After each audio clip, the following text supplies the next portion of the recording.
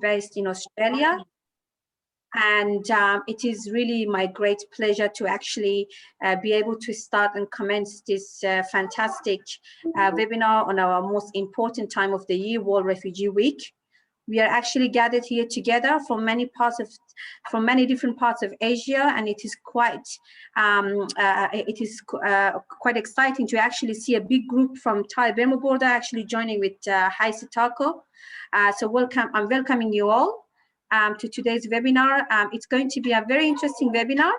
I would like to actually encourage everyone once again if anyone has any issue with video recording, please change your name to an anonymous, put yourself off the video, because we have this webinar being live streamed and it's also getting recorded. So if anyone has any issues with recording, please feel free to put yourself on an anonymous name or put yourself off the video.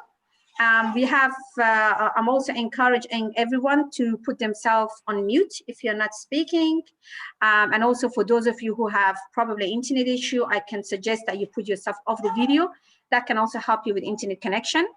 And again, I would like to encourage you all to use our chat function box as a way to provide feedback, to provide comments, to send questions, and also any suggestions that you might have for an organization like ourselves, APNOR.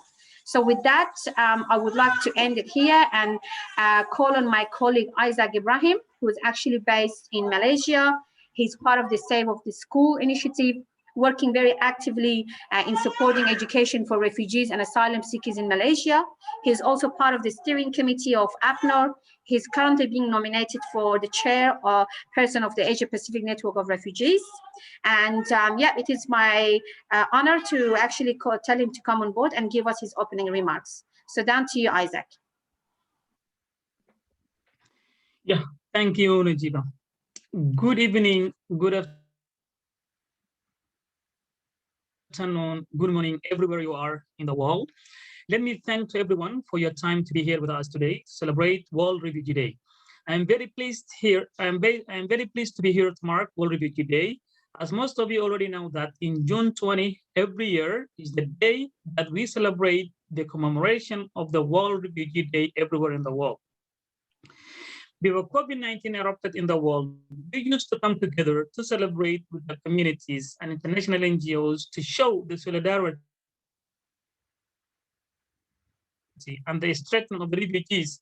In the same time, meeting face to face, eating together, having fun with our friends, loved ones, as well as with other friends. We used to tell stories about the refugee lives in present and past experience. And also it is a time to show to present the world leaders and the policymakers for the importance of the refugee rights, according to the Refugee Convention of 1951 and 1967 of the refugee rights. But for this year, 2021, and last year, 2022, the situation is very stressful due to the restriction of the movement. As to combat with the pandemic, we cannot come, but alternatively, we are celebrating on virtually. Actually, we know many refugees in the world today are staying or living with fear and lack of identification of security threats of their lives. We refugees, asylum seekers, fleeing desperately circumstances and losing everything was only the beginning. Refugees are often struggle in a poor living conditions, have a few legal rights, and are vulnerable to exploitation, and we are the victim for everyone. The COVID-19 pandemic is not just a healthy issue, but it is a rather profound shock to refugees. They have been at least able to face sequences of the circumstances for the job and income loss have been particularly severe for the refugees in the world, whether they are in camps, urban alternative shelters, temporary houses, or makeshift houses. As majority of the world celebrating this week, we refugees live in the fall. We refugees always have the major problem, and our situation is, and our life is in dilemma situation and planned policy, and the future of the refugee is not clear. Is clear. My colleagues and I have been running this education campaign for the past 3 months. In this opportunity today, I would like to talk about the importance of education. Why do we need education? What are the challenges and periods refugee children are facing today?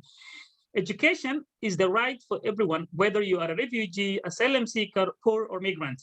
Ensuring this right is critical for children's development and future opportunities. As we know, education is the fundamental basic of human rights, but today there are thousands of refugees and asylum seeker children. Those are at the age of schooling. A lack of proper education care. Those refugees children could become either doctors, professors, or engineers, or politicians that could contribute resilience to build the wall. But unfortunately, the education of refugees is, we can say, zero. According to the guiding principles, guiding principle 22A is specifies an obligation on the parts of the authorities to provide free and compulsory education at the primary level. This obligation, it's the legal basis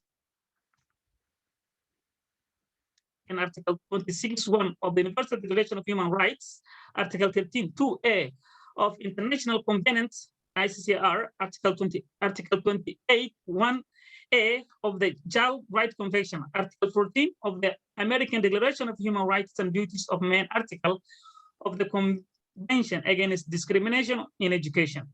Beyond primary education, Article 28.1b of the Child Rights Convention requires that the progressive measures to be taken to the introduction of the free education in general, secondary. It is the different forms, including general education, as well as technical and technical vocational education, to be generally available and accessible to all. Higher education also to be made equally accessible to all on the basis of the capacity by every appropriate means. Continuing schools attending provides a degree of stability, security, and structure and normalcy in the context of upheaval and uncertainty and trauma that experience of the refugee entails of children. It can provide refugees and asylum seekers children with important source of psychosocial support and help reduce their exposure to threat, including sexual exploitation, early marriage, and child recruitment. As I am the co-founder of Sophie School for Refugees in Malaysia, I have experienced it and faced many obstacles and challenges to access education for refugee children in Malaysia. One, learning centers run by refugee-led organizations has difficulty to access to any fund due to the law of the country they are living in. Although we have to thank the UNHCR education units, always trying to their best to support these learning centers technically in kind support, but still potentially is insufficient to cover the sustainability of these centers through and get the COVID-19 has increased the fragility of community to lose whatever they used to do of free jobs, such as dirty, dangerous, and difficult jobs that they were doing before. Refugee children were traumatized before COVID-19 due to the movement control order has enhanced the increment of domestic violation in the refugee community among refugee community families. The teaching materials and resources of these learning centers were very limited before COVID-19, and the situation of the refugee children education has changed drastically from bad to worse due to the exclusiveness to have the relevant materials to use for their learning. Lack of ICT gadgets, as well as digital poverty among the refugee communities or families, and lack of exclusiveness of digital infrastructure for the learning centers.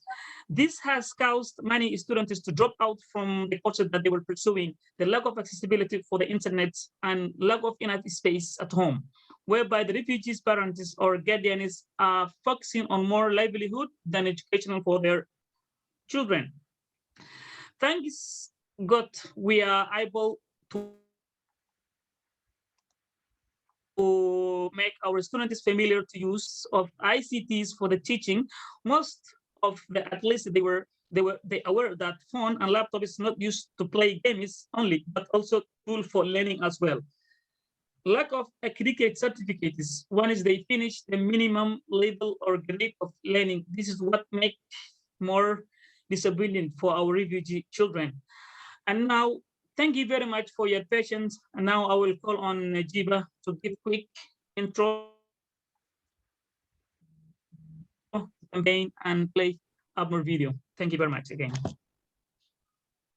Thank you very much, Isaac. Maybe we all can give Isaac a big round of applause. You can either use your virtual claps on Zoom for his fantastic remark. And I think we really appreciate his time being with us today from a place where his internet connection hasn't been fantastic. But we do appreciate you actually putting the efforts in being with us today or tonight or evening. So with that, I actually would like to quickly say a little bit before we actually play a video in terms of why we are here today and what we've been doing in the past few weeks and months around a refugee education campaign. Some of you might be familiar with with our campaign, as we have had a launch event at the start of this campaign. So APNOR put together a campaign named Education Empowers Refugees. The reason we put this campaign together is that we realize that lack of education can be quite devastating to refugees. We already knew that refugees have already lost their homes, and we didn't want refugees to lose their education as well. So this became really the purpose for us to start this campaign, as we see common challenges and issues across Asia in the region. So the Education Empowers Refugees campaign was really about, bringing advocacy and collaboration of refugee-led organizations together to ensure that, we are able to mobilize resources and fundings to refugee-led learning centers, supporting their education needs across Asia. We also wanted to promote partnership, collaboration, and engagement among refugee-led organizations and other stakeholders like, academics, NGOs, institutions, universities and governments. We also wanted to really increase public awareness and advocacy for refugee education, particularly in the Asia region where there is lack of investment and resources to access equality education for refugees, especially for women and girls, children and youth. And lastly, we wanted to make sure that through this campaign, we are able to foster a safe and enabling environment where the learning environment is supported for students, refugee students, regardless of their legal status, gender, or disability.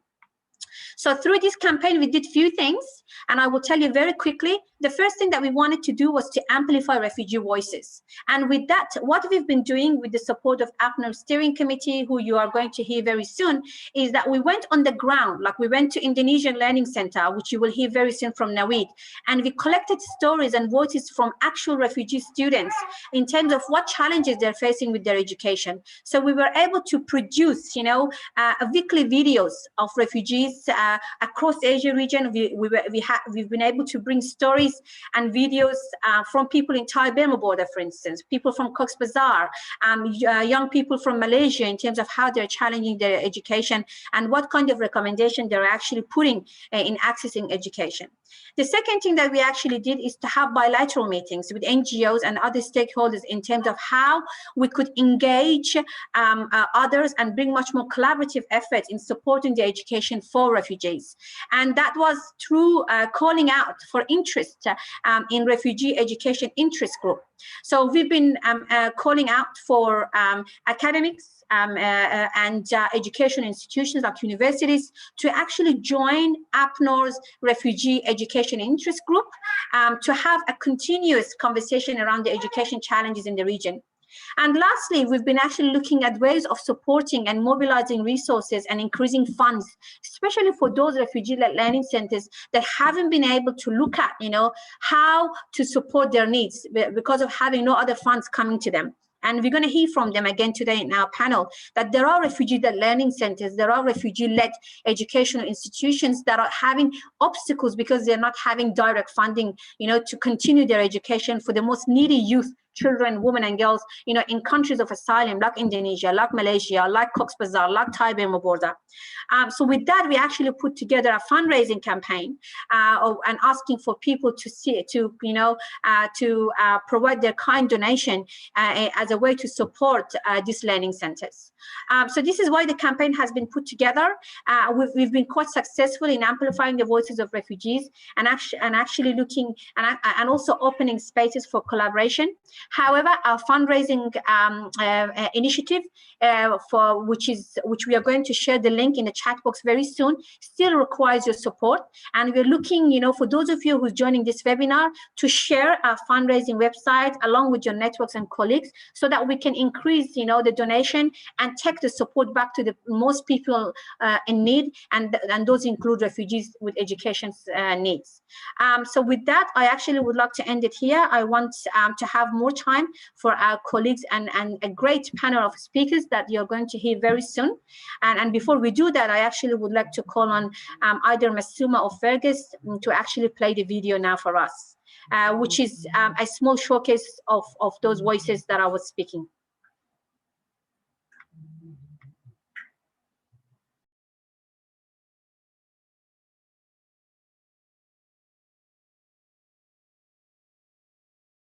Masuma, we cannot hear the sound.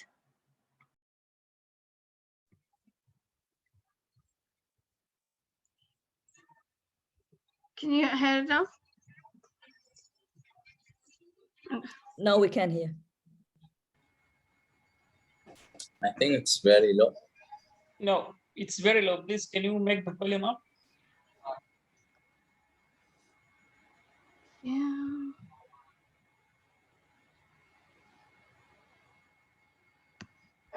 You're on mute. Masuma, would you please stop sharing, then share again? While you switch share, there is an option, use computer sound.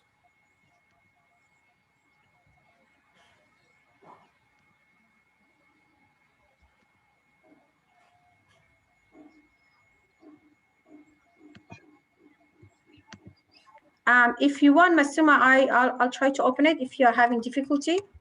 Yeah, I don't know, something is wrong with the voice. Okay, that's all right. I'll try to play the video in a second. So if I can ask everyone to be with me as I am just opening the video now. So just give me a second as my computer is not being too friendly with me. Would you like to share the YouTube link with me, Masuma? Yes, sure. And then that way I don't have to download.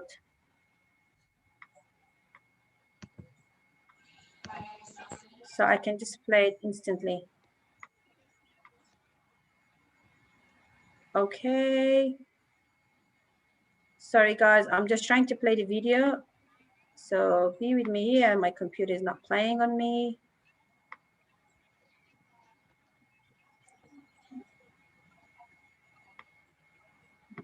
Do you want to share it with me? Maybe I Can you hear now? No. Oh. Okay, it's all right. I'll just do it now. Give me 1 second. Okay.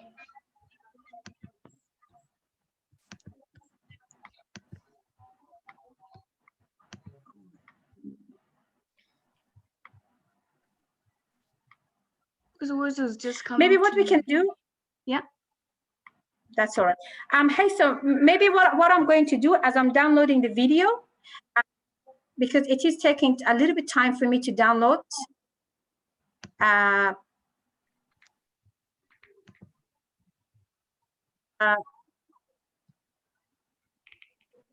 Yeah, so I think my video is just playing on me now. I'll just share my screen now. And I will just try to, okay, you know what I'm going to do? Okay, I do apologize. We are always going to have technical issues as usual. And if this doesn't happen, then I wouldn't call this being a virtual space. So with that, I actually would like to give a pause here. I will try to download the video and get Haisel, our moderator, to come on board. And as he's going to introduce our panels of speakers, I will have the video ready and will play along the way. So I'm going to hand over to Haisel Tako, who's again another active member of APNOR, the Asia Pacific Network of Refugees. He's been with us, since the start of the journey in APNOR. He's again a very active advocate in refugee space, working in Thai-Burma border. And I'm going to hand it over to him, and he probably can introduce himself better than I do, and about the kind of work that he's actually doing in Thai-Burma border, and he will be doing the moderation from here onward. So let's give him a virtual round of applause, and down to you, Hazel. Hello, everyone. Thank you very much, Najiba, for the introduction already, actually. And once again, I'm Hazel. I'm also a steering committee member of APNOR, and also representative of APNOR from Thailand. And apart from that, I'm also involved in with student and youth, and especially the refugees community along the Thai-Burma border since the last 20 years ago. So it's a privilege to be here and part of the discussions, and also opportunity to moderate the discussion as well. I would like to introduce our first speaker, Nawid Ian from Indonesia. Nawid is currently a refugee in Indonesia. He has the TV news presenter and news editor with over 5 years experience. He has played a major role in creating education opportunity for asylum seekers in Indonesia, while himself being a refugee. He has been the project manager and operation manager for 9 years at Refugee-led Learning Center in Bogor, Indonesia, main Hope Learning Center, HLC. Now I would like to hand over the time to Nawid. Nawid, please.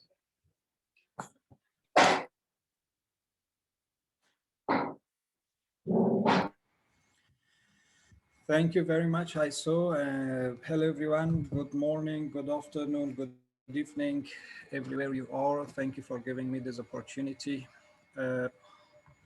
I'm just sharing a bit information about what we are doing in Indonesia as a refugee. I'll try my best to do it shortly, and we may have more answers in the Q&A. There are almost 14,000 refugees and asylum seekers in Indonesia. You can see the percentage from Afghanistan, Somalia, Iraq, and other countries. Can we go to the next page? Yeah.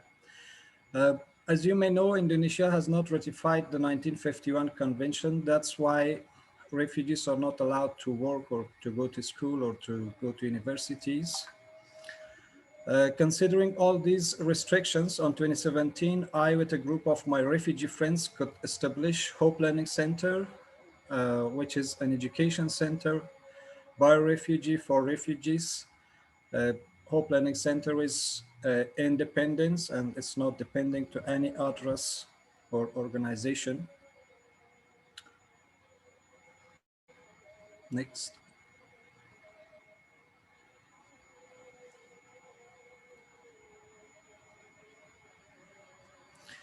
Yeah, Hope Learning Center. Here we have 18 volunteer teachers who are from Afghanistan, Iran, and Iraq, and 151 students coming from Afghanistan, Pakistan, Iran, Iraq, Yemen, and Ethiopia, who are all refugees and asylum seekers. What we do at Hope Learning Center, we do provide free services of education and including school course subjects like science, chemistry, physics, social studies, mathematics, English, and some elective subjects like cultural, painting, arts, music, arts, and sports. Our students are between 6 to 22 years old, girls and boys. Further to that, some often before COVID-19, we could facilitate charity clinics for the community who benefits free service of dental, general medical, and eye checkup treatments. Actually, we were in contact with some local doctors and also foreigner doctors who are volunteer, and they are willing to do help refugees and asylum seekers some often when they are free. And we just facilitate a kind of charity clinic, ask the people in the community to come and to use those free services. In case of cultural diversity of refugee families coming from different countries with different cultures, but we try to share the diversity of the cultures and also teaching them about the cultures of the third countries who accept migrants, because that's a need if it happens to get resettled.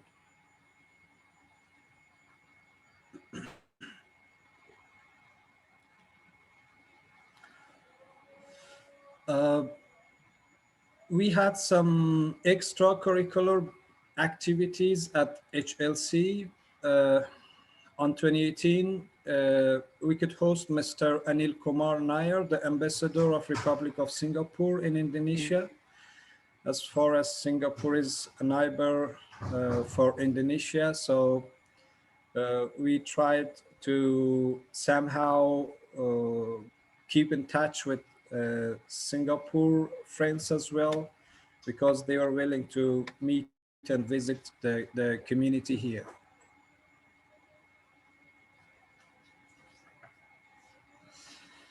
On 2019, HLC team just hosted Mr. Malik, the ambassador of the United Kingdom. Refugee representatives could share the concerns and demands of the refugee community in Indonesia, which was noted by Mr. Ambassador. After a year, the United Kingdom has started to accept refugees from Indonesia, but in a very limited amount. Why we do all this? Because, you know, refugees are struggling challenges and difficulties in Indonesia. Beside educational activities, we try to do some more toward to the goal, which is getting resettled to a third safe country, because it takes a lot of time being in Indonesia, being stuck in this country with not having the basic rights of human being. That's why we try to do some extracurricular activities. Yeah, next page.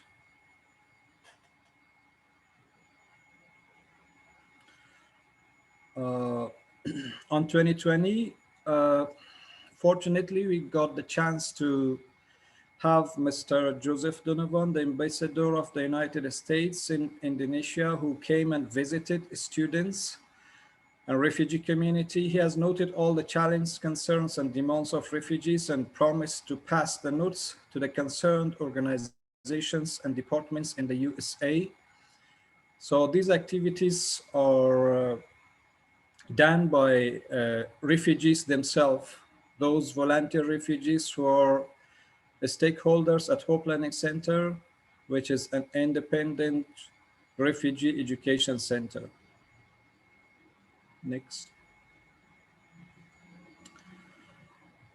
Yeah, to come back to our activities after COVID-19, our verbal classes switched to online.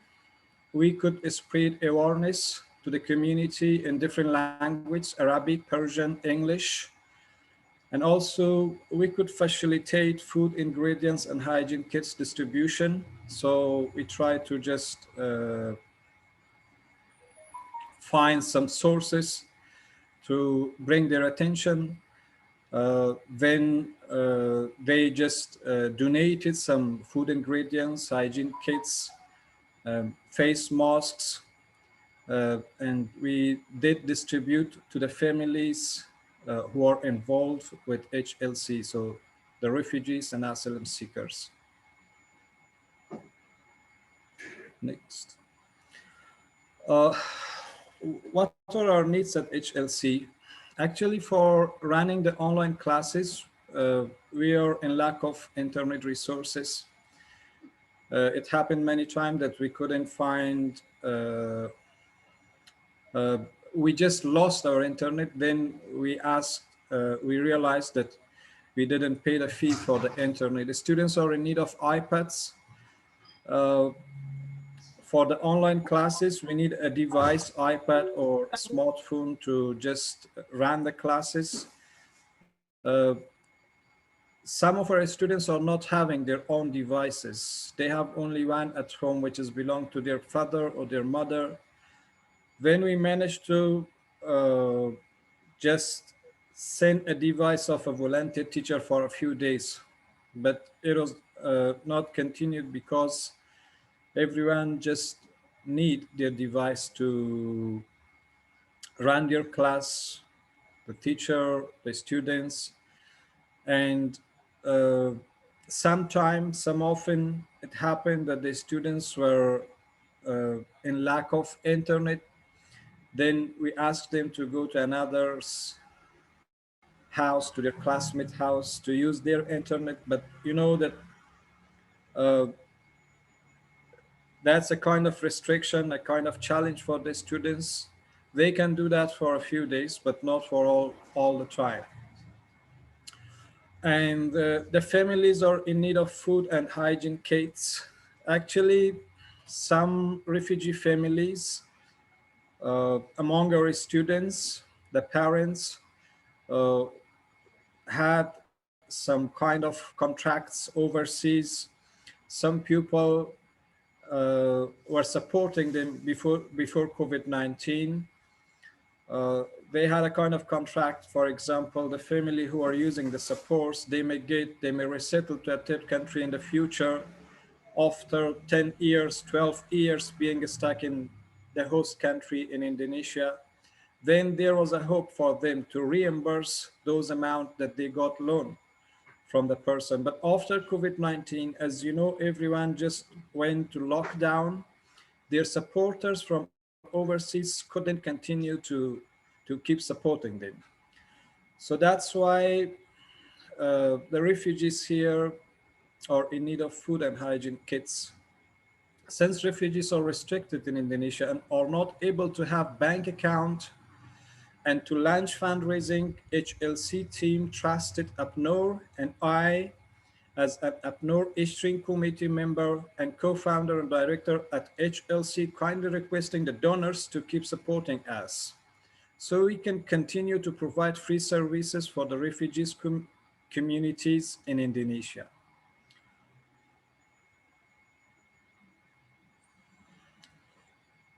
Actually, it is a wish for us to have a long-term contributor who can be NGOs, associations, or individuals, as we need curriculum, stationery, daily expense, building fee, electricity, internet fee, and all those things which a normal school is in need of them. During COVID-19 pandemic, we are in urgent need of iPad for the teachers and students, fee for internet, food for the families, hygiene kits, and other stuff that's been mentioned in the previous page. Yeah, thank you very much for your time. If there was any questions, so I'll be glad to answer that in the Q&A part. Thank you. Thank you, Masuma.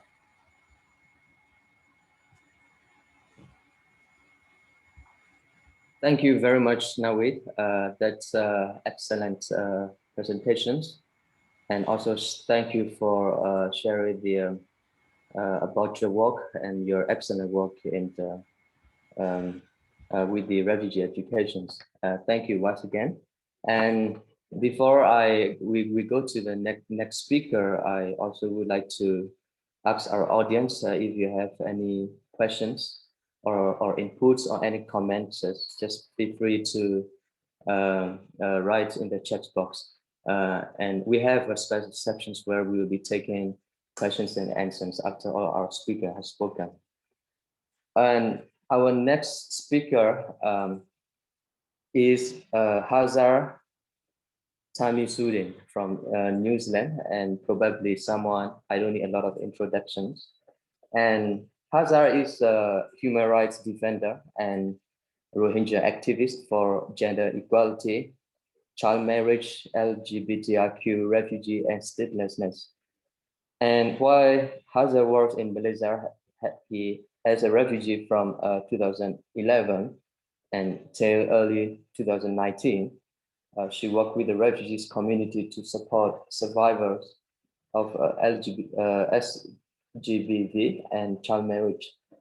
Hazar also got involved in advocacy work for refugee rights, gender equality, and child marriage during his time in Malaysia. Hazar also stay actively engaged with the advocacy work for the refugee rights, statelessness, SGBV in New Zealand. She's very much looking forward to making positive changes for the refugee and stateless people within her capacity, together with the individual and agencies who work for the same causes. She's also the deputy chair of APNOR, Australia and New Zealand Working Group, and part of APNOR region, 10 groups. So let's welcome Hazar, who will be talking on the challenges and reality to refugee education, especially for women and children. Hazar, please. Thank you, Hesser, for your introduction. Thank you, everyone who are watching online or joining here on this call. Greetings to you all, and also to all the younger people from the refugee background and the children from the refugee background, wherever you are right now. I just want you to know that we all are thinking for you and thinking about you, sending our love to you today on the World Refugee Day. The challenges and realities. I am very much involved in the advocacy field for the rights for the refugee children to be able to get access to any formal education for any children from refugee background. It has been the same struggle that we have been facing 10 years ago, 20 years ago, and it is very unfortunate, but it is the reality and the harsh truth. So the first challenge began from not having right to education for the refugee kids and younger people and youth, whether they are in the host country, IDP camps and refugee camps. So that lead to the people who are really desperate to have access to education, to the informal education system, whether refugees are coming up with their own methods or way or means of providing education to their own kids or through other means. And that kind of refugee-led or people of concern-led kind of informal education systems, a way most of the time unintentionally becoming exclusive for the girls, particularly for the girls at the very risky atmosphere and environment like IDP camps and refugee camps. For the security matter, when girls are unintentionally exclusive or any particular groups are inclusive from the education, that makes those groups more inferior to another group. And that led us to the potential subjected for the SGBV. And that makes the women and girls and more vulnerable, whether to prevent it or to respond it to the to SGBV. And also that prohibit them to advocate for their own community or to participate in any meaningful advocacy or to speak up for their rights. So what we are seeing, when I was in Malaysia, what I'm seeing is the gap between UNHCR school, some of the UNHCR school that provide some education, the very basic, like kind of primary school, and there was a gap for the community to access to any higher education, whether it's for the legal framework or legal status or financial status. In Malaysia, we have some sort of, the reason that I'm speaking for the Malaysia, because I was in Malaysia. So there are also challenges, even if we have access to like going for some sort of school, like Dignity School for the refugee children, we still have a lot of financial problem that the fees that we say for the refugee fees is still so unaffordable for many refugee kids. There's again exclude for the refugee children from the education system. And another barrier is when refugee children want to continue their education, whether tertiary level or any higher education system, they are still being exclusive from the system. It is really, really unfortunate and sad. And particularly for the Cox's Bazar refugee kids, I have never been on the ground, but based on what I see and what I hear from the people or from the social media and from the news, it is really, really sad to see that how this many younger generation, girls, boys, and younger people are feeling so helpless and desperate to have any means to upgrade their skill, to have access to education, to empower themselves. And we have too many NGOs and too many different groups are working, yet unfortunately, we still haven't come up with any concrete, sustainable solution for the younger people to be able to get access to education. And it is, for me, very alarming and concerning, because we are bringing up a generation of younger people, the younger people who have been through so much torture, exploitation, and persecution in their life. And we are bringing up this generation without giving them any skills, any tools, whether to overcome what they have experienced or to contribute to the society. And we are making them feel as if they're useless people on this earth. It is really concerning and alarming for us, because this younger generation and the younger people are the future leaders of our society. And in the past, we have done it. Whatever happened in one part of the world is not my problem. And we always respond with our ignorance. What happened next?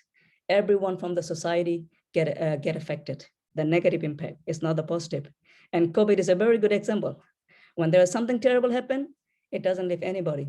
So if we assume because the refugee children are not having education or any access to education, it is not my problem, I'm living in the very privileged country, it is wrong, because they are part of us. Whatever happened to them, it will gonna impact us.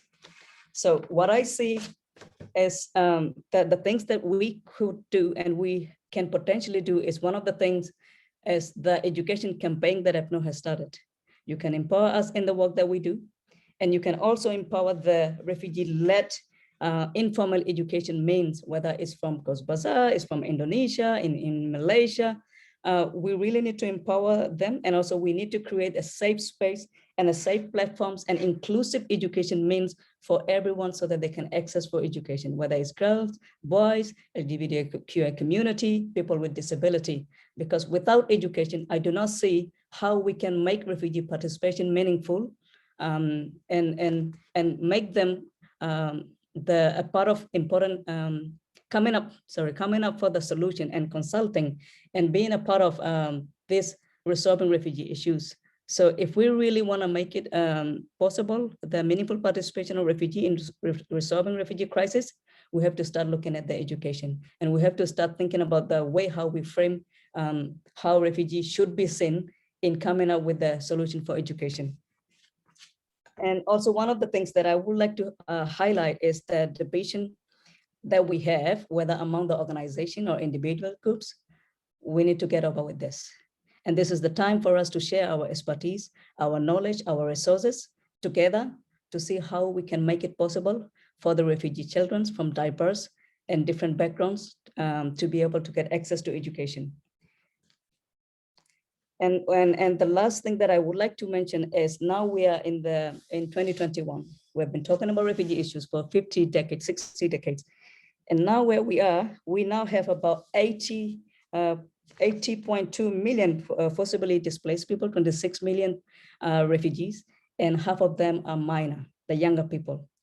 If we are not looking into this matter, making the education for the refugee kids accessible, it is really, again, very alarming and concerning for our future, because they are the leader of our society. They are the leaders who are gonna bring these positive changes for our world and for the refugee crisis. And I just would like to end it very quickly with this quote. And if in the question and answer session, if anyone has any question, I will answer. This is the quote from our very famous freedom fighter from Nelson Mandela. It says, education is the most powerful weapon which you can use to change the world. So it is our weapon. We need to use it. We need to make it possible for the refugee kids from all around the world to be able to access it so that they can use it to change their world and our world. Thank you all.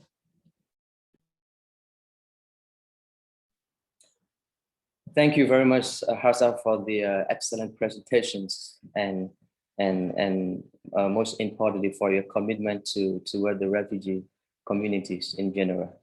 Our video is ready now, so before we go to the next speaker, we will now play the video.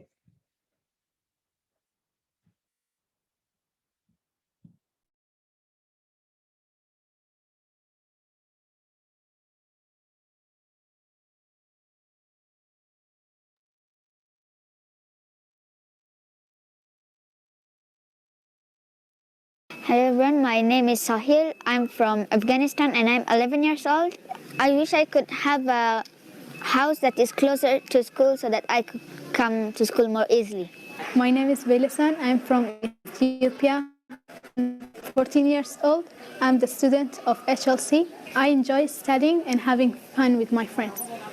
I would like to change the environment full of flowers because it makes me happy. Hi, this is Hamza from the World Rajat Junior Refugee Camp, Coxbazar, Bangladesh. The question means a lot to us. Without education, we are not. Living in India as a refugee. My hopes and also the goals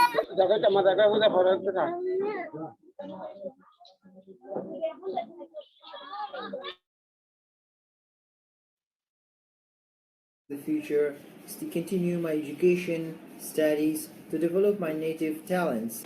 Hello, my name is Smaili and I'm originally from Afghanistan and I'm 9 years old and now I live in Indonesia. Education is very important because it helps people become better and get better life and job. I'm Sohelola and I'm from Malay refugee camps and I'm a junior college graduate.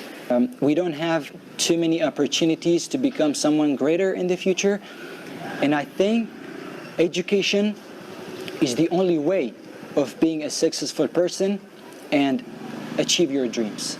My hopes and my ambitions is to be a teacher, a qualified teacher, so that I can help my community. My name is Nazanin and I'm from Afghanistan. It makes me happy to teach somebody else whatever is in my knowledge and to see that I'm able to teach something of my own to somebody else. It's a very satisfying feeling. There are so many youth, so many children who have been trying to study secondary higher education, but there is not any opportunity. So it makes me to teach our students here. In my point of view, education is very important because it is the root of the society development. The first time I thought that teacher is very easy and also very boring, but since through my experience, this forced me, this teach me, this give me more experience that the teacher has many challenges, and also it's, you know, I have to use many methods to teach to my students to be happy, and also it gives me more motivations for the students to be a good teacher. My name is Sasumboon. I'm from Merla Refugee Camp. I'm the teacher of Puto Memorial Junior College. Education is very important in the camp. Education can equip the students to open their minds. When it comes to secondary school, they are asking us for a fee. And the same way in college and universities, we have to pay an international fee as a foreign student. And it is too much and impossible for a refugee to pay that amount. I want some more study subjects like history, and also I want some laboratory for science subject because it's essential for every student. Hi, this is Hassan. I am a student of high school, and education is most important for me. My name is Aisha Ali Sharif. I'm 18 years old. I am a student at Safe School Learning Center in Malaysia. If I could change something about our school, first of all, it will be the space, because we have a very small space, lack of enough materials or limited resources for our study. In the camp, there is no opportunity for the Rohingya people. Whenever I'm getting ready for the classes, so I'm doing a lot of research for every topic that I have in the book, and it's gonna increase my education and also my information about every topic that I have. Even though if we finish our study here, we need to have a direct opportunity to further our study education is something that makes you a better person every day. So in my opinion, I come to school, I want to educate myself. I am coming because I want to be a literate guy. I want to be a better person in the future, not just for myself, for my family too. My name is Muhammad Ayatullah. My main goal is to work for the right of persecuted people, not only the Rohingya people, but all the persecuted people from the world. What I enjoy most about my school is my classmates. I love my teachers, the way they teach, and everything about school. Education not only means to live, to read, write, or learn. It is a way to live happily, positively.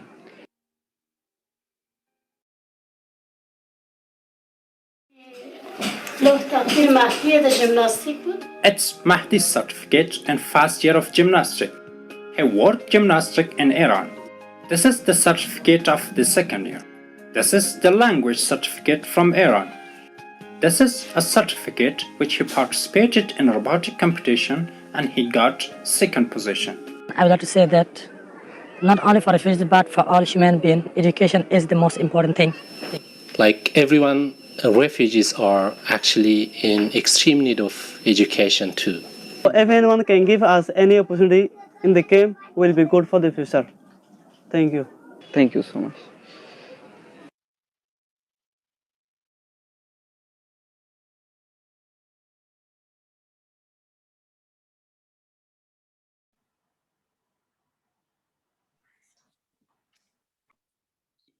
Yes, thank you very much. This is the video we're trying to play earlier and all about refugees and refugee voices. So I would now like to introduce our next speaker. Our next speaker is probably, I'm not going to introduce him or our next speaker. I'm not going to introduce all what his roles and responsibility, probably just to summarize the professional that she holds. She's a certified life coach, psychologist, as well as social activist, and motivational speaker, soft skill trainer, and behavior modification expert. And that's who she is. So she will be bringing us toward the attentions on how we can strengthen refugee participation through education.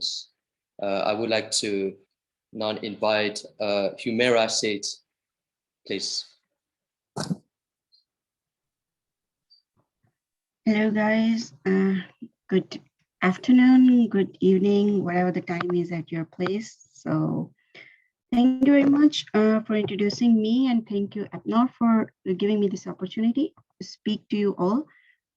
So far I have been listening to all of you, and it was quite energizing to hear different voices, different opinions, having the same objective and having the same direction that we are going to. So I pretty much like all the ideas you guys have been saying. Like, of course, we need to support each other, not specifically that they are refugees or they are asylum seekers or they are displaced people or they are somebody vulnerable to any of the situation. There are those people who are from within us.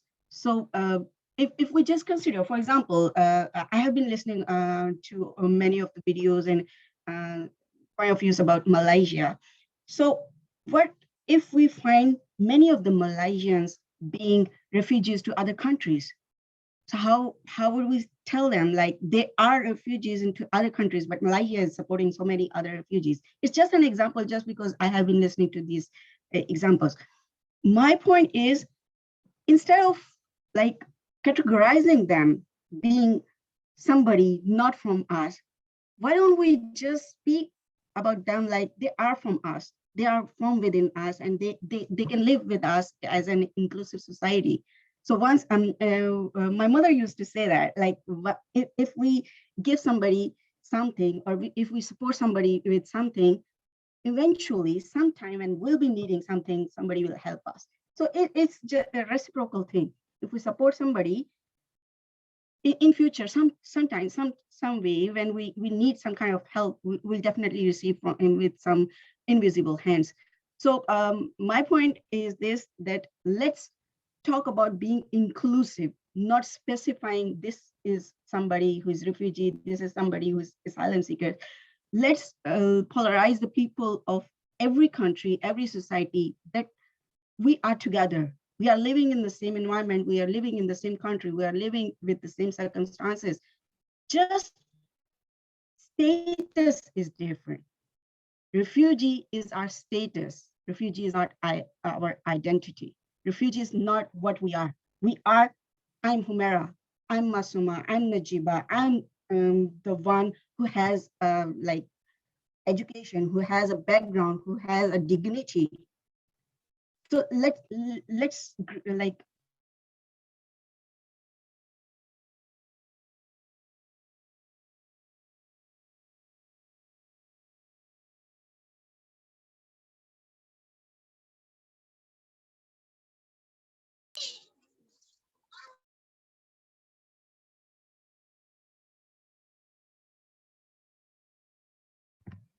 Humaira, do you have us? We can't hear you.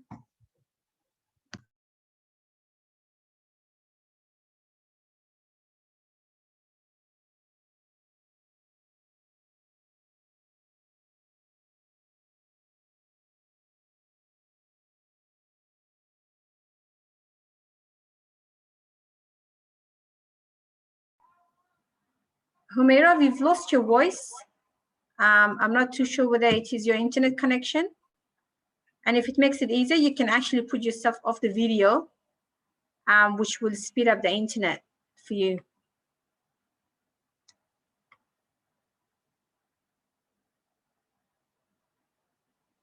Have we lost you? Okay, maybe Haiso, we're going to come back to you. And if you want to call on the next speaker, as we will get Humaira back with us, hopefully in the short time. So maybe you can call on the next speaker. Yeah, thank you. Yes, thank you, Najimbara, and sorry for the inconvenience. Our next speaker is Eliana Rubergen. Okay, she's a human rights advocate from New Zealand, and she's also a former refugee who arrived in New Zealand as part of United Nations refugee quota from China. And she was stateless for 6 years. During that time, Eliana validated her study in public health, pharmacy, chemistry, and today works as a scientist in Auckland. And Eliana is one of the co-founders of Rainbow Pup, Autoria New Zealand, and group provided peer support to other LGBTIQ plus refugee in Autoria New Zealand. And she's also an active member of ITANZ, Intersex Autoria New Zealand, Jula Intersections, and provide advice to multiple organizations in relation to refugee space, intersex advocacy at United Nations level. I would like now to invite Eliana to the platform, please. Hello, thank you so much, Haisel, for your warm invitation. And thank you everyone for joining us. And I'm actually very, very happy. This is the first time I have the opportunity of actually having this type of intervention, especially with such large group of refugees, and especially in non-LGBTQI settings, because this topic is quite controversial. And a lot of people run away from this topic, even though it's a challenging, complex, painful, sad situation that needs to be, even with the belief systems we have, needs to be addressed. Before I start, I just want to acknowledge the people of this land, Aotearoa New Zealand, the Maori people, because this land was never seated and is their land. And I want to just make a brief introduction. Kofuratena temano koteagua ni waniwa teagua, nonati muiskatanga tateiwi, koeliana takuina tenakoto katoa. And I will actually just begin my conversation. So when I was told to do this to do this presentation, I found it a little bit challenging because when asking what are the challenges that are, or how to, empower LGBTQI people that is also refugee, I find that beginning from education is quite like a very bottom to top approach. And a lot of the issues affecting us are so fundamental of like our life, like existing, actually not being dead, that education in many and in most occasions and for many, it's not even a priority.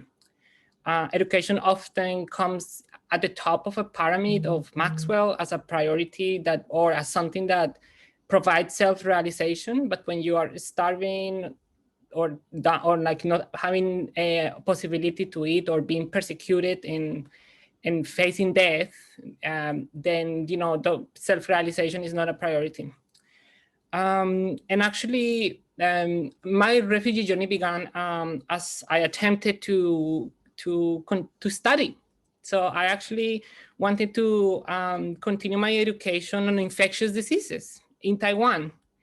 And that's how my journey started, because I needed to renew my passport because I'm an intersex person, which means that I don't have a typical male or female body. I just have a different type of body. And as I decided that I wanted to have another gender expression, my appearance changed, and that made me, in a way, stateless in Hong Kong, as the people in the airport of Hong Kong couldn't recognize that I was actually the same person on my passport. And I spent months and months and months in detention camps and in refugee camps. Even though I appear as female because my passport says male, then I was always settled with other men, and that led to a lot of abuses that I don't want to describe, but I would say that is SGBB type of violence. And I can just continue if you can pass Mazuma the presentation ahead. So I just gonna pass this presentation. Actually, I will never have the time to tell this on today, but I want to briefly just mention that being rainbow is actually quite complex and colorful. In particular, for instance, my variation is sex characteristics, which is, having a body that is different, that has nothing to do with gender and has nothing to do with sex orientation, which are other elements of the rainbow community. You can go ahead, and you can go ahead. Yep. And I use the language SOGI-esque, which is used at the UN, which tries to use umbrella terms instead of trying to name an endless alphabet, which is LGBT. So SOGI-esque is a very inclusive term, and as is reflected on that flag that I use on top, which is mention aspects of the human identity that are in somehow or in some way related to sexual orientation, gender identity or expression, and sex characteristics. You can go ahead. Yeah, you can go ahead. Yeah. This is the endless alphabet, and I kind of categorize parts of the letters so people can understand why sometimes mentioning the I is so important, and some people left it out and put a plus. And I'm not a plus or other, I am intersex. Okay, let's continue. So this is some drivers of discrimination for LGBTI people in society. And this is why I wanted to come to this point. All these elements that I'm describing there are the elements that create such a complex environment that doesn't allow us to even consider or have education. So a lot of people, particularly trans women, and particularly people that are in very hostile environments, they will not be able to educate themselves, or they will not be able to access to a proper job or have earnings. So you will find a lot of trans women being the poorest part of the society, and they will not be able to access education in any meaningful way, and hence the reason why a lot, or some of them, most of them are at work in sex work, because that's kind of like what society is allowing them to do, not because precisely it's a choice. Okay, so you can continue, Masuma. And this is just a way to try to understand why this issue is so big and complicated. In almost a third of the world being LGBTQI, because it doesn't even matter if people understand the differences or not, it's actually a criminal act. In some of these countries, being LGBTQI plus could lead to death penalty. Okay, so I know that there are different communities that, you know, people with disabilities and different elements of society that experience challenges in life, but this is a particular challenge because just being who you are, just existing, it's a crime, okay? So hence the urgency of this. And this is for the, before, you can pass it before. This is the number of trans women and trans men, but prominently more trans women murdered in the world. And you will notice how actually like Americas are super dangerous for trans women. And you can pass the next. And this is intersex people, which is people born with different bodies and particular intersex babies. You know, only 3 countries in the world protect us from mutilations, only 3. And only like 10 actively protect us from being discriminated. So we are very out of the margins. A lot of people don't even know what intersex is. Let's go ahead. And this is kind of like a full picture. And for instance, I want to start mentioning Kakuma refugee camp. The Kakuma refugee camp, it's a large refugee camp. It has thousands and thousands and thousands of refugees living in there. And a subsection of that refugee camp is specifically allocated for LGBTQI people because we are refugees among refugees, because these refugee populations are dangerous for us.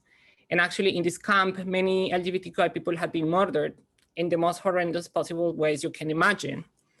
And they made many calls. Actually, when you see that sign over there, you can see that they delete UNHCR because they feel like UNHCR won't be ever listening to them. So they, out of frustration, are asking the government of Kenya protecting them, even though Kenya criminalizes being LGBTI. So that's how desperate the situation is. You can see some people trying to protest, you know, asking for dignity and for their rights, and even kids. You will ask yourself, why are kids there? And those kids actually are product of rape, because a lot of lesbian women are raped as a corrective measure for their sexual orientation. And so a lot of those kids are just, you know, the products of rape. You can continue. And this is kind of like a picture of like what's going on. And this is a very old data. And unfortunately, UNHCR doesn't care about this issue too much. And I'm saying it with all honesty. And actually, I speak face to face to them. They are not interested in this topic. And I don't think they will be interested in any time, in any way. At least, you know, this is kind of like a top to bottom to understand how complex is this issue. And we don't have data. We have no idea how many LGBTI people are there. I'm sure that Cox's Bazar has hundreds or if not thousands of LGBTQI people that are hidden, secretly suffering. Go ahead, Masuma. And this is some people like brave enough to expose themselves and put faces and give a face to a problem that appears so invisible to the UNHCR. And this is like Kenya, which is the largest LGBTQI refugee camp in the world. You know, and in that camp, you will find people from Yemen, Afghanistan. You will find even some Rohingya refugees there. You can go ahead. And this is something that comes in intersectionality. If we care a lot about Black Lives Matter, and we care that LGBTQI plus lives matter, and also if we say that refugees' lives matter, I ask myself, why Black LGBTQI plus refugees' lives not? Okay, so this is a call to action to understand problems intersectionally. You can go ahead, Masuma. And this is a way to help. I write some recommendations, and I'm gonna read them because I'm gonna share this presentation. But I like to use the Maori model used here in Aotearoa, New Zealand, to understand how to help people, especially people like us that have been suffering since we're born, you know, and especially people like us that experience all types of violence, even at home, with everything that we kind of call love, because at the end of the day, we ended up being very lonely and isolated beings.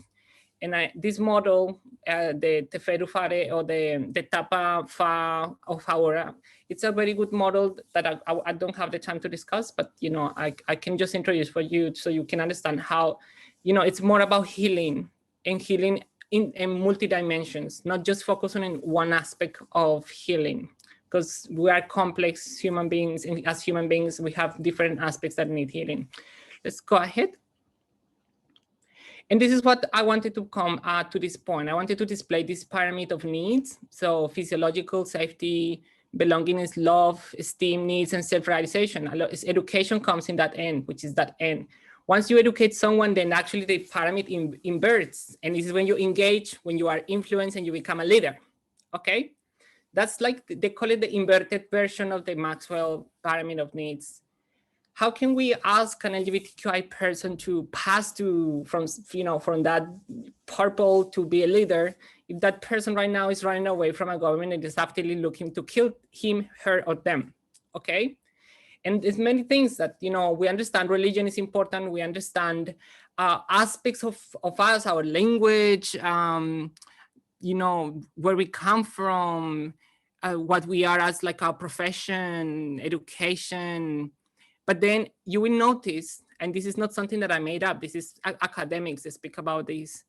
In terms of identity, being LGBTIQ is one of the core elements of identity, above religion, education, geographic location, appearance, working style, language, accent. So I would never allow someone to use religion to justify the existence of a core value of identity, or to deny or to say this is not valid. Okay, you can go ahead there. And there's some educational outcomes that come as for being LGBTQI+, and this actually applies to the United States because we don't have data from countries of that are relevant to refugees. And if this is happening in countries like the United States, just imagine how is the situation in countries that even ignore or even say that there is not LGBTQI people. In Iran, you have a president saying that they don't have LGBTQI people. I think that's the worst things you can do when you civilize people that are suffering. Okay, you can go ahead, Masuma. And I just wanted to end just very briefly reading a poem, okay? And I wrote this poem while living that experience as a refugee, and it's very short, and I end with that. So, leaving our country is always a painful decision. Stoning death, hate, and burning flames, hate conversion, discrimination, fear, and shame are many of the reasons that drive our need to escape. In my case, was shame, attack with knives, fear, persecution, and even rape. While living in the border between Hong Kong and Shenzhen, I decided that I want to write a poem while I find some strength. These wounds won't ever heal. In my skin, these scars speak hate and fear. No love, no land, just borders and fences. I have lost track of time or space. I'm invalid, alone. I'm stateless, no home, no family, no God to praise. No country to go home, nobody to feel whole. No passport, no dignity, no control. What's the big deal with these chromosomes? Everything is so strange. This language, this shelter, everything I am has completely changed. Everything is gone. No shoulder to pat my endless tears. How much more harm can be done? Why I need to normalize a life in fear? I can fly.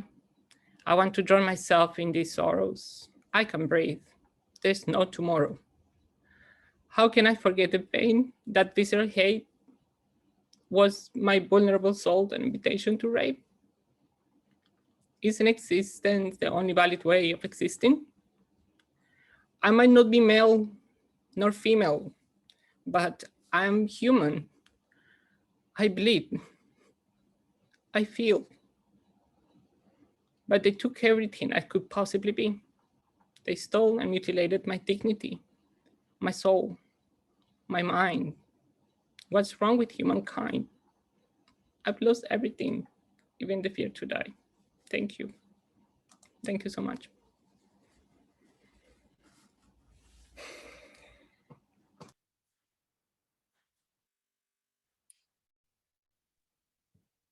Thank you very much, Aliana. So that's very powerful, and thank you for the presentations and also inspiring of your journey and your life, and as well as and enlightening us with the importance of who we are and especially in the refugees community to struggle. So we thank you very much, and we would like to give the time to Humeran if she stay around here. Humeran, please. Wow, thank you very much. And Liana, it was so powerful that I feel like there are no more words to share after this. Only that we need to understand this thing, and we need to make others understand this thing. And that's why we are here. APNOR is here. We all are here to listen to each other and to share to our intimate communities where we can share. It's not that we have to go on the world-class forums to speak to all the humanity. We can speak to people around us, that we need to give love, give respect, give chance to all the people around us. So I'll be very brief this time. And since the start of the event, we have been talking about what we need, why we need it. But the point here comes, how can we achieve that? So to my understanding, we have different platforms, like different areas we can work on. Like, for example, we can talk to, we can like communicate to governments, local governments, the domestic governments. But there are some other stakeholders also who can help us, because for governments, for local and international governments, and then the organizations, too many people are already talking, and maybe in the next speaking discussions, people may be talking about that. But being a humanist and being a social worker, I'll be precise about my area. We can talk to CBOs, the community organizations. We can talk to the local NGOs. Me being here in Japan, I have seen so many NGOs working exclusively for refugee rights, refugee support, and asylum seekers. But the point is, they're small. Our agenda is being big or small is not, it doesn't matter so far, so that they are doing something.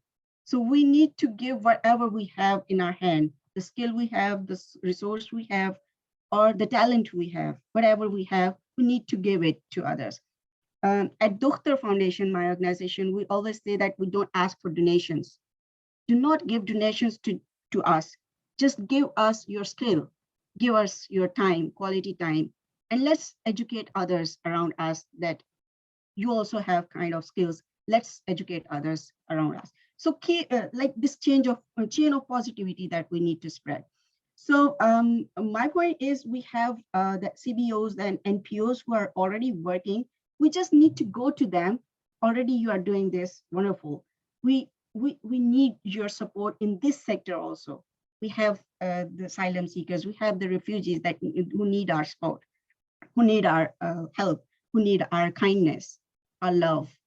So as Eliana said, like we need to give them love as well. Not only that you need food, you need clothes, you need these resources, you also need love. So this kind of things that we can spread. Another thing that came into my mind is the individual stakeholders. I know one person here in Japan.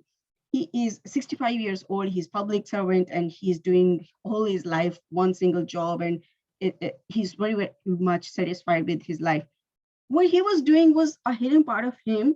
He's doing volunteering for more than like 40 years. Nobody knows that. He has been volunteering a lot.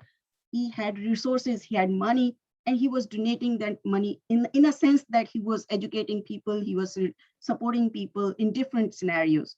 So we can also reach out to these kind of people. For this, we need to have a collective network of all the organizations working, the small organization. Let's become the united network. where we can have small people around us who have the skills, who have the passion to work, but they don't want to come up front. They don't want to show off. They don't want to have the big names. They just want to give what they have. So we can also connect with this kind of people. Like I'll name him, he's Shimsan. He's doing wonderful job. And when I talk to him about, okay, asylum seekers and refugee issues, because they are connected to me in different ways. So he always is available for all the kind of support he can do for them. If it's about the language, because Japan is a very, very language bound country. If you doesn't know Japanese, you are not able to survive here. You can't survive with the English. So he's the one who is supporting in this. He's the one who is supporting with the information. He's just as an example, I'm quoting him. We also have this kind of people around us. We maybe are the one who can do this. Just need to think about, no need to spend money, no need to spend your extra time. Whatever you have, just spend it.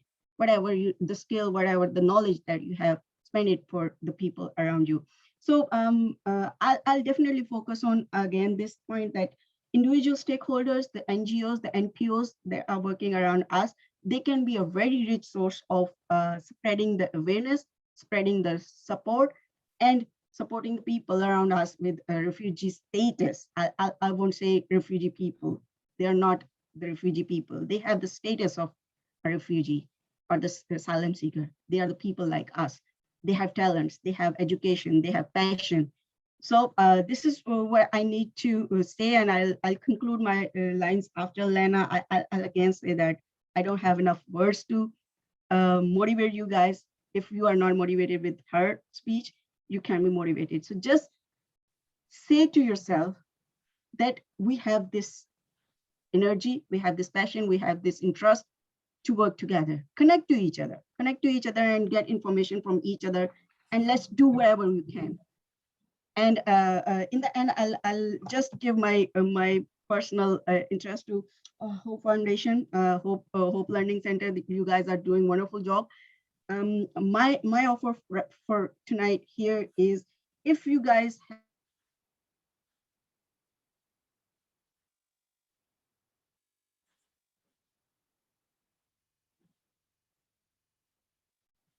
available for the life skills and the skill trainings, whatever you want from us, I can share the details of what we are doing. And if you guys are interested, just come up to, just reach out to me, and we will be happy to support you guys. Whoever in this form or whoever in your network need skill development, skill support, they are most welcome to reach out to Dukta Foundation, and we are more than happy to support them in whatever means we can. Thank you very much for listening, guys, and support each other and love each other. Thank you, Humira. Thank you once again, and for sharing your experiences, and at the same time reminding us the importance of refugee participations for education. Thank you very much. Our next speaker, probably our last speaker, is Shakula Danish, refugee advocates from India, and who will be also presenting us on the refugee meaningful engagement and in a very transformative way. So just a little bit introduction of Shakula Danish.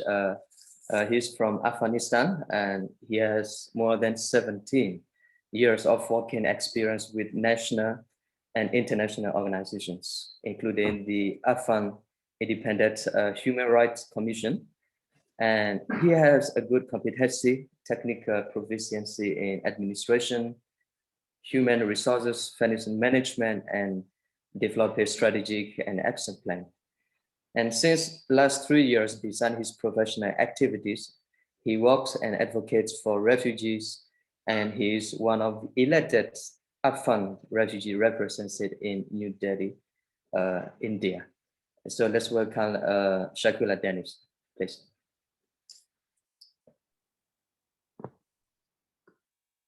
Thank you so much for giving me the floor. First of all, I, as a human being, really very sorry that a number of people are still suffering for no reason. And I hope that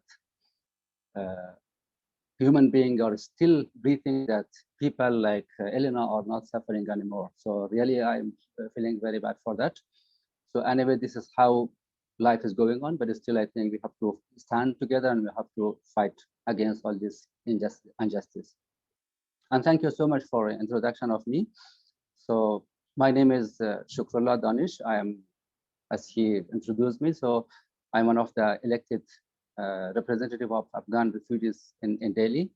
And also I'm a member of steering committee of APNOR.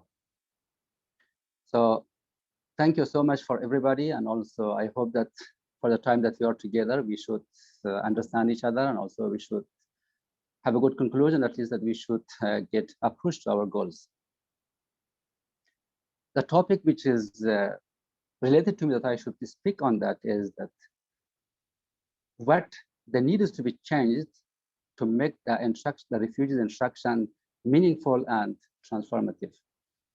I think this is a very sensitive agenda, or a very sensitive and fundamental issue that we should discuss on this issue very deeply, and also we have to have more focus on this, that how we can really make the situation change. I know that, of course, my colleagues from many different countries, I have given the problems very broadly and very in detail, I think. So somehow I feel that basically in every country we have the same problems. As Mr. Naveed, I think, yes, he mentioned in Indonesia that we have the same problem in India as well. But still, I think I have highlighted some challenges and problems that I want to mention it here, the challenges that really, which is caused that the refugees are suffering from this point. Of course, these challenges and problems will be different in different countries. Maybe I think it's different in India comparing to Indonesia, comparing to another countries, because it depends on the situation of the countries that are they a part of this convention that they have been signed in 1951 or not. But still, I think it is different, but we have to focus it, and also we have to highlight it very, I think, in a transparent manner, and also we have to highlight it, and then we have to have a solution for that, that how we can change this situation that really a big number of people are suffering in different countries due to many, many reasons, which is possible to be solved. Because I believe that whatever is not solved, it is the nature, that we cannot change something which is naturally, but anything that we have made by ourselves, if you are an NGO, if you are a government, if you are any other entities, then it's changeable, because we are making the policies and procedures that it means that it should help us to reach our goals. If the policies and procedures, I mean that it is not really fulfilling the requirement, and then we have to relook at it, and then we have to change it, and we have to see that what is the problem, that we are not getting the point. So basically, I want to raise the problems, something which is related to India that we are living in, and also something which is related to the, I think generally, which is maybe common, I think, in every countries. And maybe there are some problems which is, I think, particularly belongs to each offices, which is not normally in other countries. What I have experienced in India, so we have different problems comparing to other countries. The reason why, for example, that India is not a part of those countries who have signed the Convention of 1951. Therefore, there is no national legislation concerning refugees, legal status, and also rights. Refugees are not having access to the basic necessity of lives. So, and also there is no obligation for the government of India to provide employment, like food, housing, health care services, and also education, because the government of India did not have signed the Convention of 1951 of refugees. But still, we are very thankful to the government of India that they have opened their door, that people are coming from different countries. If they are facing any problems like life-threatening, they are coming here and they are doing the registration with UNHCR, at least to be protected. But still, I think it's not enough. If it is enough that we should just welcome people and they should register themselves with UNHCR office, and then we are not supporting them, and it means that it's not working, because it's not the need of the people just to register themselves with any offices and then you should relax. No, because the refugees also as a part of this society, they have the same desire, they have the same problem, they have the same wishes as the other people are doing. Therefore, that we have to think regarding this issue, that how to find a solution and how to make advocacy on behalf of refugees to find a solution for that. But I'm sure, I believe that we can do this. If we stand together and also if we make a very good channel of communication, if we are making good networks, then we will be able to find a solution for that. For example, in India, that we are facing the majority, the main problem is that, for example, there are people who are coming and registering themselves as asylum seeker. Some families are really waiting for 5 years, for 6 years, even to 7 years, at least to be to get their information that either they have been accepted as a refugee or not, they have been recognized as a refugee or not, due to some reason, but it is getting very longer. And the same problem we have with the refugees as well, because refugees, I see people who are waiting or they are staying here in India more than 15 years, more than 20 years, more than 10 years. So due to many reasons, I know that this is not in the hand of UNHCR office. There are some problems which related to the UNHCR office that we can say that, okay, this is your problem and at least you have to pay attention to this. But there are some other problems that it is not in their hand only. So here from this tribune, so I am calling on the international communities, at least they should support UNHCR office in India, in Indonesia, and Malaysia, and other countries at least, to help them, to support them, to give them more quotas, that at least they should have more chance to introduce people that they are waiting for their resettlement. And you see that they are facing with many, many challenges and problems. I give you, for example, an instance. I have seen many families here in India, and I'm sure this is the same problem in other countries as well. If a family has come to India, maybe let's say 15 years back, if this family has a child or maybe a children, like maybe if he or she is girl or boys, if he was, for example, 5 years old, now he or she is 25 years of old, or maybe 20 years of old. But now he or she is young, but he or she did not have access to the proper education. Now he or she could not have access to education, and he or she is not able to be a positive person or be, I think, useful for the future. Anywhere he or she is living, then he or she is not able to have a positive thinking or have the ability at least how to plan, how to highlight the problems, and how to be contributing positively to the society. Or maybe they cannot make at least a plan for themselves. Because if a person is denied from their education, it means he or she will not be able in the future to be positive and effective person in the society. These are the problems that we are giving as an example for people who are recognized as refugees, and they are still waiting for the resettlement or a durable solution. The same problem I feel, I'm sure that it is in other countries as well. So these are the things that we have to highlight it, we have to document it, and we have to make it a very sensitive and also meaningful reports, and then we have to advocate for that. And then how to advocate for this, I will come at the end for this, that how we can advocacy for this kind of problems. And so if I think from terms of human rights perspectives, as you mentioned, that at least I have spent 10 years of my age or my life, I think, for working in the Human Rights Commission. So that's why it was a university for me. A part of that, it was my employment, and I had learned a lot of. But now I believe, naturally, I think that human beings are born, I think, equally and freely, and irrespective of any religions and colors, language, whatever you have. So you as a human being, when you're born, then you have the same rights. I mean that we should not divide the people, I think, in different parties. For example, we say that these people are refugees, these people, for example, belongs to these countries, so they are not allowed to have access to the education, to the health services, and also to have a job, for example. These things are very difficult. So I mean that we should treat all the people as a human being.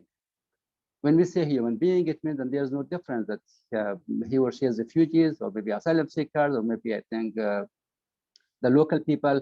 We have the same rights. We have the same choice. We have the same problems. Then when we have the same problems, then we, as the people who are sitting behind of a desk or maybe a table or making a decision or maybe signing a document or maybe developing any strategy and action plan, then we should think that, yes, we should believe that everybody has the same rights. We cannot differentiate. We cannot, I think, divide it in two parties. Okay, this group is not allowed to have access to the education, and these people are allowed to have access to the education. I mean, this is not good, I think. If you are doing this, then it means that we are going in the wrong direction. So education is very important. Why education is very important? I think everybody spoke regarding this. Also, everybody has given a good example, and also we had a very good video from the many students or maybe teachers that have given a very good message regarding the education. But what I'm saying is that education is making or bringing the ability of the natural ability and also talents of people to the verbs. It means that when a person is born, then he or she, if is not learning or they're not going to school, they're not going to university, then they will not be flourishing their talents. When they're not flourishing their talents, then how can they make a good plan? How can they make, for example, a good plan for their life? Or maybe how can they think positively in the society? Then how they should know, understand themselves. That person knows themselves that they should be educated. They should I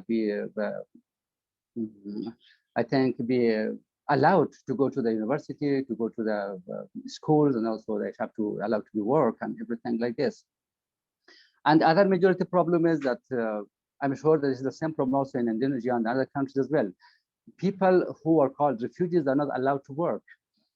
This is very interesting for me that I have mentioned many, I think, meeting with other entities and also the organizations. I have said that how it is possible that we say that, okay, you as a refugee are allowed to come and stay in such ABC country, but you are not allowed to work.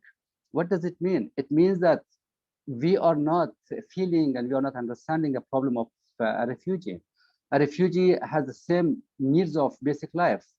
If a refugee, for example, has a family, let's say, for example, with 7 or maybe 8 members, and if they're not allowed to work, and they do not have any support from other places, then how can they survive? It is not, I think, reasonable. It is a very, for me, it is very fantastic that we say that you as a refugee, you can come and stay in this country and you have to live here, but you're not allowed to work.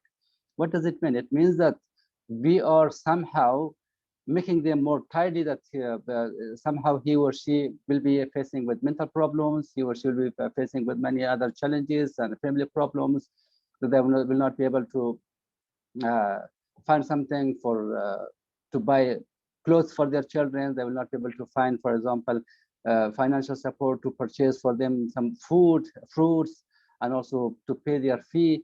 It's very difficult. So we should think practically. Everything will not be solved on the paper, that we say, okay, this is the policy and procedure that refugees are not allowed to work. Refugees are not allowed to have access to education. In the practical life, is it applicable? Is it reasonable? No, it is not reasonable. When we say that you are the human being, have to live, it means that you have to have access to the to education, you have to have access for the health care, you have to have access at least to be allowed to work as the others do. These are the things actually that I have highlighted, that these things are very important. Now, how can we change all these things that the refugees also should be meaningful and also transformative? I believe that the local countries, or maybe any countries where the refugees are living, and also in other countries that people are also trying to go to that countries, the authorities or the officials, they have to recognize, or they have to treat the refugees, I think, the same as they're doing for the local people. If not, then again we are, I think, doing a kind of violence. It's a kind of injustice, that we are treating people differently because they are refugees, they are local peoples.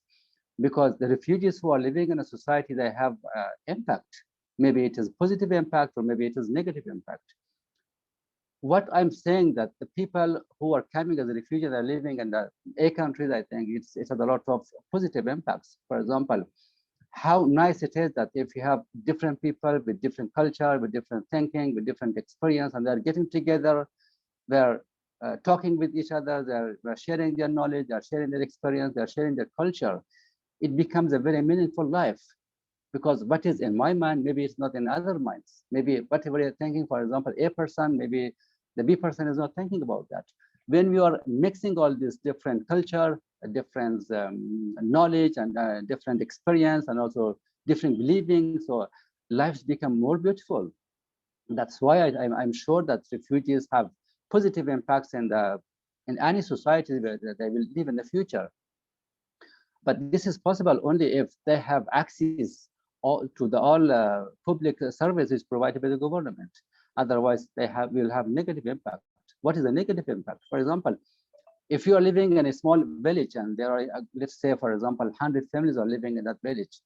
If out of these 100 families, let's say 30 families are refugees, and also they are suffering from many reasons, that they are not have access to education, and they will be illiterate if they are not allowed to work, and then they will be a hunger, and they will not have something to eat, for example, and if they are not allowed to be used from the available facilities and opportunity, then there will be a lot of negative impact. I'm sure that it is a sense of humanity. If I am feeling thirsty and you have water, definitely you will not keep it only for yourself, and you will share it with me, because we have the same feeling as a human being, and also you will support me. This is the same thing. If you see your neighbor is suffering from any problems, you will not be comfortable, you will not be in peace. And then that is how human beings are together. They have to collaborate to each other. They have cooperation between them, because the meaning of human being is this, that you should be thinking about each other, you have to collaborate each other, and also you should think whatever you are thinking for yourself, you should think for others as well. So it is a good, I think, time that I would like to suggest, for example, that refugees, they should have their regular representatives, I think, in some sectors like education sectors. Even I think that would be possible that if you are advocating and if you are working on that on these issues, refugees should have their regular representatives at the education sectors in any country they are living. Why? Because the person who is not refugee is a person who did not experience the reality of refugee life, and also the reality, the bad experience of refugees, how they can raise and how they can share the problem of refugees as it is to the high authorities who are making the decision. So that's why I'm saying that if, for example, the one who is a refugee, who has experience and who knows the real. Danish, can you please say the last few words, as we are also running out of time? Yes. Thank you. Only 1 minute. Only 1 minute. If you have our representative, then I think he or she can, I think, very easily raise and also share the problems. And this now that I think that those who are making the decision, they will feel and they will understand the problem. They will make the right decision. So this is how we can stand together and work together to find a solution for this. So thank you so much for your patience. I hope I did not speak a lot, and I have maybe I have used more time. So thank you so much for everyone. Thank you very much. Thank you very much, Danish. And we always know that the refugee participation is important, but in the meantime, we also see that there are a lot of challenges for refugees to actively participate in terms of leadership. So thank you very much for sharing of your experience as well as your knowledge. Thanks, Dennis. And we will now go to the next sections, that is questions and answers. And we do have received a few questions already in the chat box. So I would like to read out the questions. The first question from Nibras to Eliana. How can we strengthen the participations of the LGBTQI in our own refugees communities, understanding the challenges you also face within our communities? So this is the question addressed to Eliana.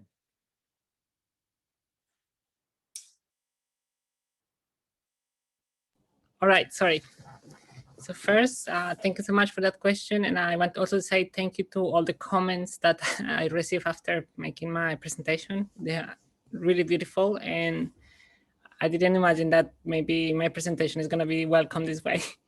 So I'm very happy and I'm very proud of the group of people we have here, which is both very respectful and understanding, because sometimes I speak with fear. So yeah, it makes me feel very welcome. Secondly, answering your question, so that presentation I gave, Masuma has it and Masuma will share it, hopefully with some of you. So because I wrote some recommendations and I will just read some of them. Okay, so I said one of the things is that when you care for someone, you protect them from the pain they run away, and you don't become the cause of it, okay? And that's particularly important for people that are LGBTIQ, because we are running away from complex issues, and we encounter those issues in refugee settings, and even refugee providers also have these issues, and we find that there is no safe space for us. We find that finding a safe space is almost impossible. Okay, it's almost impossible. Very, very few organizations in Aotearoa, New Zealand, which is a country that is seen outside of this, in the world as a country that is very inclusive, they don't touch these issues. I mean, there's very few. I can mention RAS New Zealand, ASST, for example. Red Cross very recently starting to take up on these issues, and maybe other more, but it's very hard to really find LGBT refugee associations at multiple levels, NGOs, really caring about this issue, okay? Maybe they do, but maybe they don't want to. Maybe they feel that, you know what, I don't want to make my other refugees uncomfortable.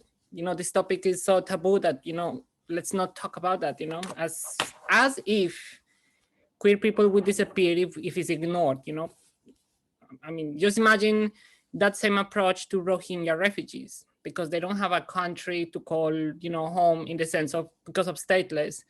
And I could just simply say, Rohingya refugees don't exist because the UN doesn't recognize, a nation called Rohingya nation or something like that. I mean, we know what's the reason behind statelessness, but we could use that approach as well. Say, listen, I don't want to bother UN and Burma, and simply I just want to say Rohingya refugees don't exist. Not because I ignore them, they will, disappear. They will be there, suffering, struggling in Cox's Bazar and all over the world. So the recommendations, I would read it, and I think that's just very brief. So I'm a little bit autistic, and I don't really realize that I speak too much. So please just shut me up. I will not take an offense, okay? So recognize the reasons why we are particularly vulnerable. Second, adopt organizational policies on SOGI-esque, okay? Check with your staff the internal attitudes and beliefs about people like us, because you can have amazing policies written on paper beautifully, but then you notice that your staff has very negative views on that, and that's not gonna help. Use inclusive language. Try not to use language that has genders, and often gendered languages favor male identities over other identities, and that's really offensive, even for women. Avoid intersecting conflicting narratives to more central core human values and dimensions of diversity. Like as I explained, is who we are, and something that we cannot change. Even if you keep telling us, oh no, there is only two genders, what you have is a disease, we will not stop being who we are, okay? Even if— Diana, could you please summarize your questions? Sorry, as we are. And I finished. I think that's what, and offer support, love, and be respectful and protect our privacy. Thank you so much. Thank you, Aliana, for the answers. So our next question is to Shakula Danish. What is your say in supporting the political representations of refugees so we have direct access to system? Dennis, please. Yeah, could you give your answer short? Yeah, thank you so much. What I have raised here, I think it can be practical and it can be possible. Why I have raised this question? Because if you do not have the right representatives who can address our problems, I'm sure that we'll not be able to approach or to meet our goal, because the one who did not experience the real life of refugees, then how he or she can present our problems and he can discuss on behalf of refugees and in a meeting that the decision is made. Decisions are supposed to be made.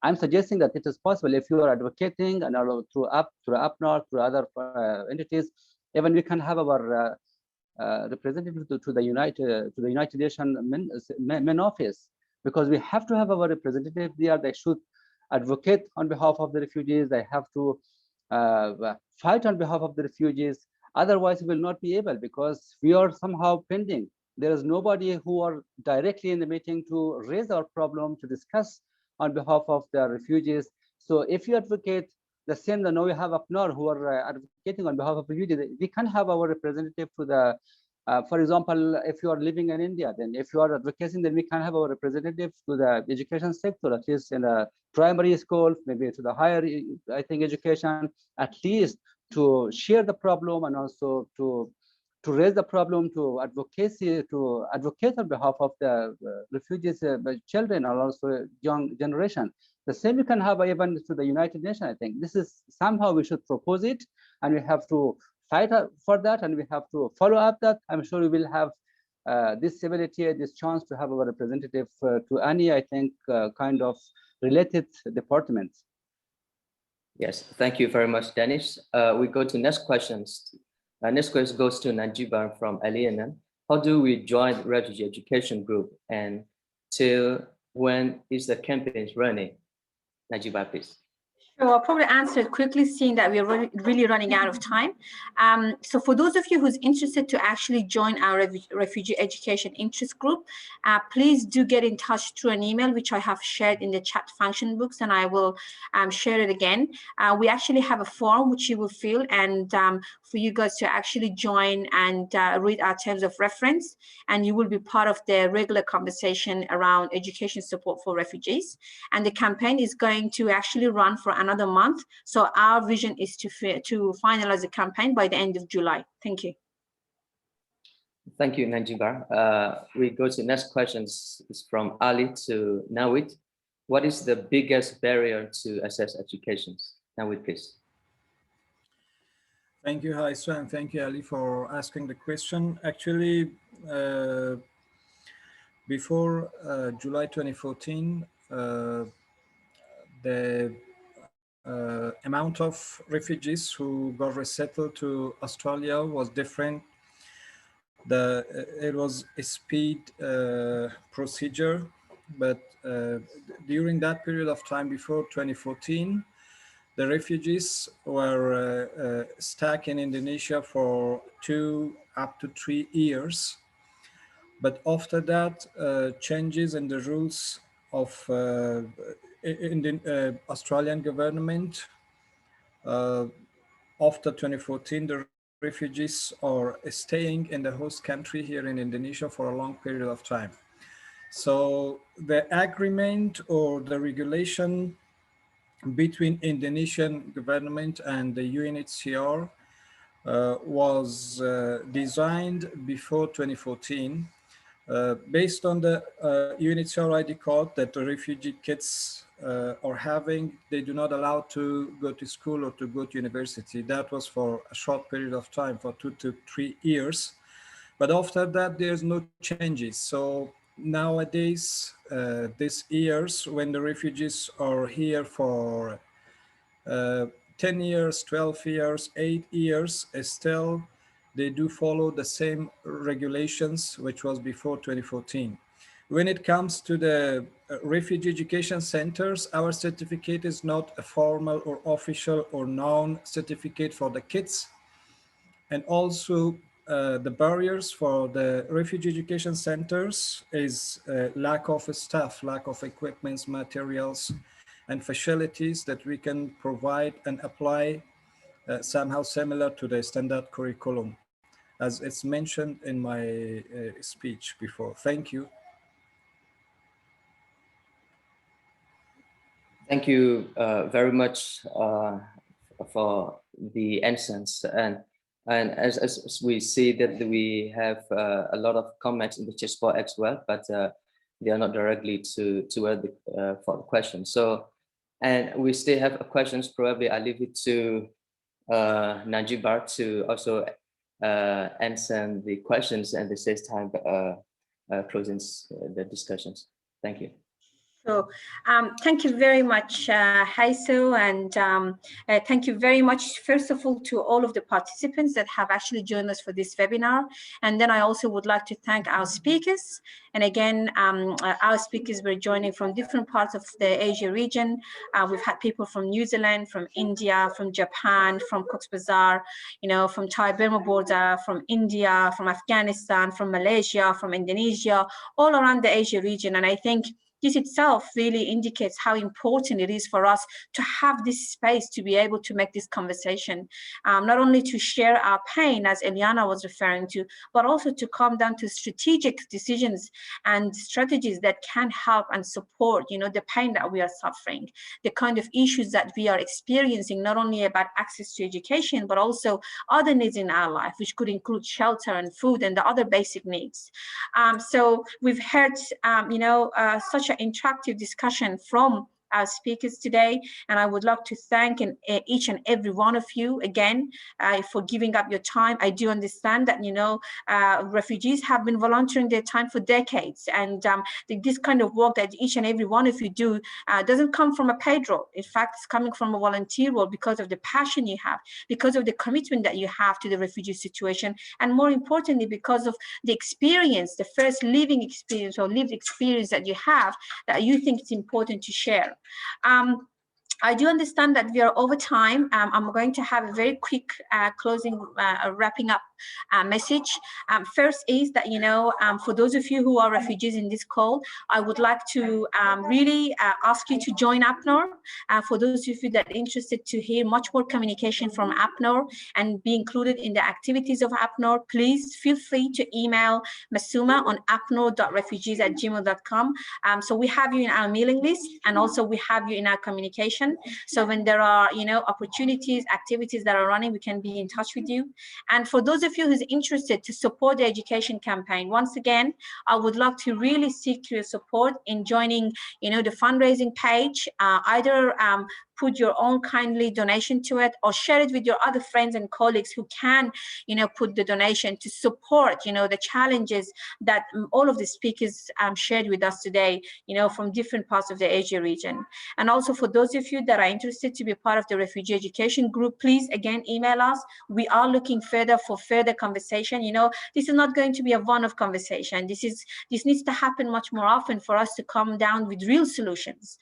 You know, Homeira said it really well. It's really about collaboration. It's really about partnership. It's about unity and solidarity. And this is really what we're looking for. And lastly, you know, I would like to again thank those of you who are joining from very, very difficult parts of the region, and those from Cox's Bazar, you know, from the biggest camp in the region, those from Thai-Burma border. And I understand the difficulties that each and every one of you face in terms of the internet access, the space, you know, and all of the other challenges. So with all of that, understanding that the time is over, I would like to thank all of you again and again. I do understand that some of the questions we were not able to respond, but I'm more than happy, myself and the APNOR team, to actually respond and send you emails separately to those questions that we haven't answered due to the time. But again, you know, as I said, I really do ask you to collaborate, support and partner with APNOR, you know, reach these individuals that you heard. Each and every one of them is a leader in their own lives, in their own journey, in APNOR family. And we're really looking to expand this family, you know, and we are calling you to come and join us and support us. You can find us in our social media platform as well. Our Twitter account is APNOR Refugees, and our website, which we have recently launched, is called apnor.org. So again, you can find us and access to us in many different areas, and we would love to hear from you. So with that, once again, I would like to congratulate World Refugee Week, and wish you all the best in any part of the world that you are, and with the vision that we can, you know, create a better world, not only for ourselves, but also for those that are suffering in conflict zones, in situations of sufferings like those that I just mentioned. So thank you very much. Have a good night, have a good evening, and have a good day. If we can ask everybody to have their videos on for those that can, as we are taking a final screenshot of the photo. Those of you that cannot be in the video, that's fine. But if I can get everybody to have their videos on and do a handshake, saying goodbye as we're taking a photo of everybody, that'll be really good. As I said, whoever can. So it doesn't have to be, whoever can. And yeah, so cheers and have a good day, everybody. Bye. Bye. Bye, everyone. Thank you for joining us. Thank you. Thank you, everybody. Thank you, everybody.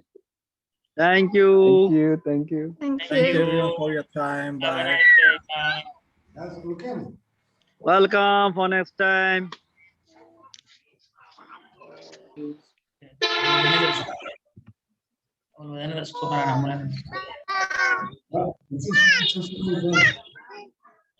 خلاص هو والدنا نجيب بعد معلش يا كان هو مش فاضي يا نيجي نورس